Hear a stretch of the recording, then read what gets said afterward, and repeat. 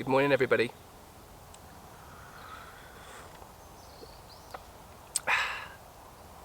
And welcome to Steelman Outdoors. Well, I don't know about you lot, but I was absolutely dying to get outdoors. Not only has the season changed, and we've seen a lot more rain recently, everything's damp, everything's wet. In fact, 2 days ago we've seen our first frost. But not only that, we've just entered our second lockdown. I don't know what the situation's like for you lot at home. Feel free to post in the comments below. But I've been working at home since March. And sometimes I feel like I'm cooped up in that little kitchen. I don't get to go out very much anymore, apart from walking my dogs, or maybe come into the woods to film some stuff for you lot. The occasional game of golf, which has now been banned. So I really just needed to get out here, do a bit of exploring in the woods, and to test some of my fire skills. The channel's been running since back end of January, February 2020, in case you're watching this in a different year.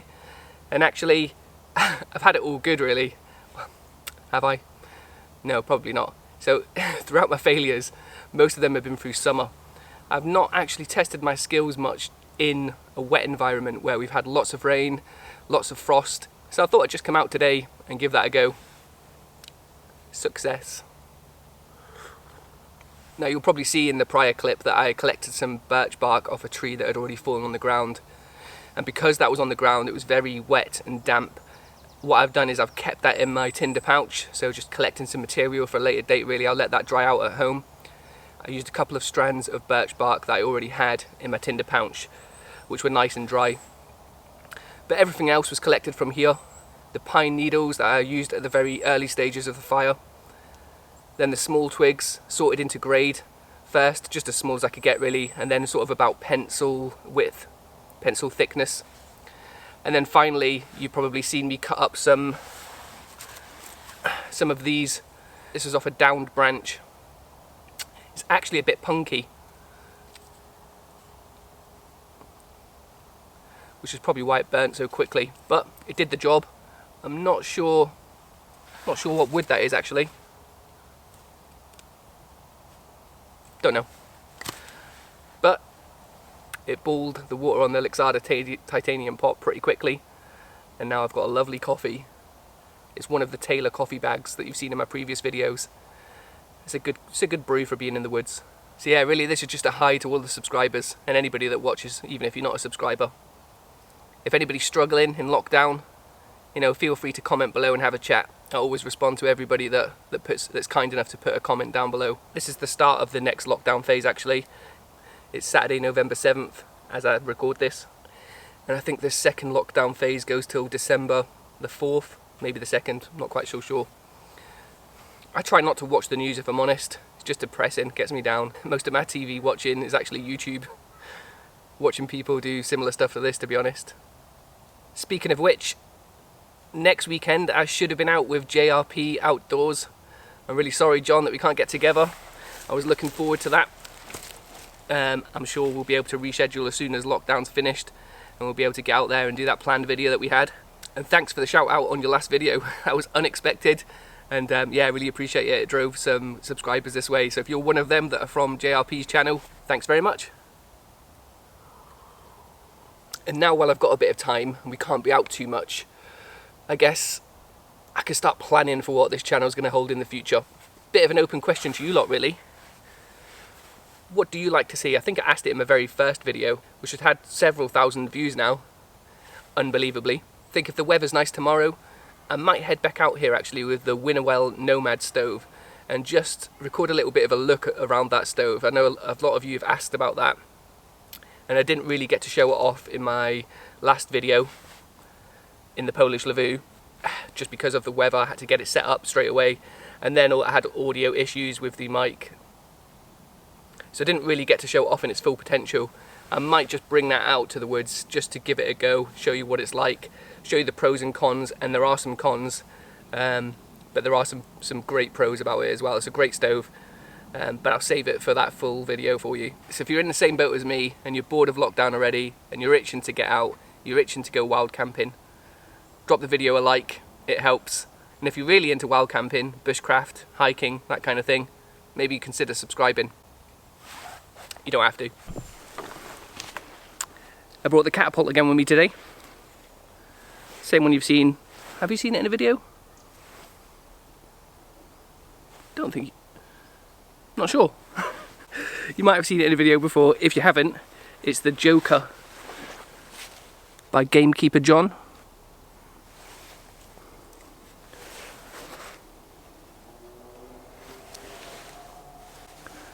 And I've had it set up so that I hold it in my left hand.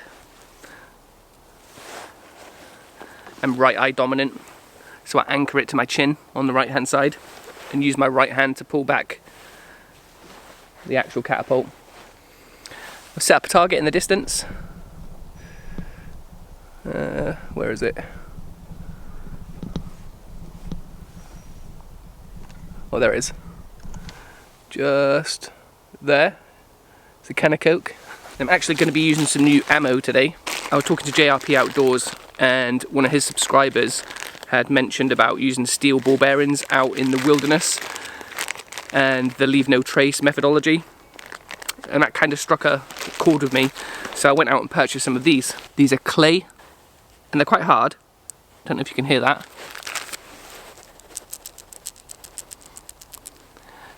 but what they do when they hit something really hard, they just turn into dust and sort of disintegrate on the target, but they still are good enough to make a dent in a can so you can see where you've been aiming.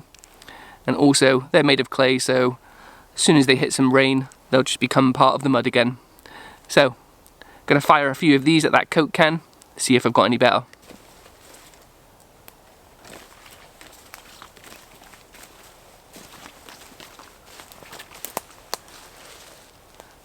About 8 steps away from here.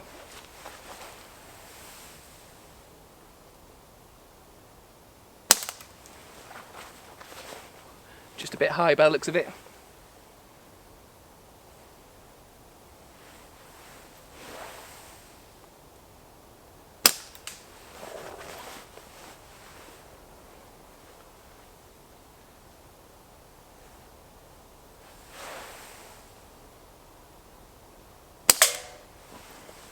Third shot.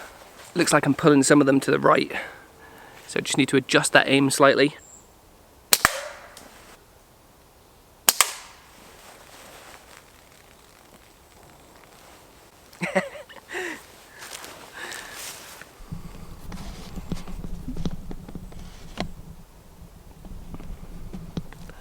Don't know if that caught on camera, but that one actually pierced the can. I was going to drink the rest of it after this. Damn it.